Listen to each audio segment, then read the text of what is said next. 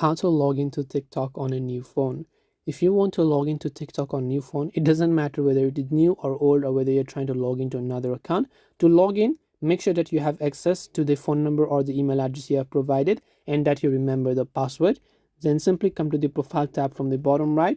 Go to the login option. Now you can log in with your Facebook, Google if your account was linked with those, but you can also use your phone number or email to log in by simply entering your phone number right here.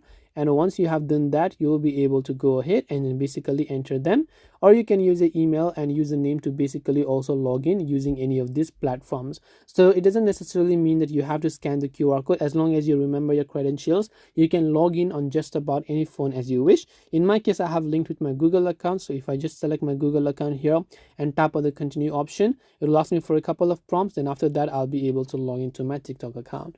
So I hope that this video helped to answer your question. If you have any questions, feel free to leave them down below. Thank you for watching till the very end, and see you soon in the next video.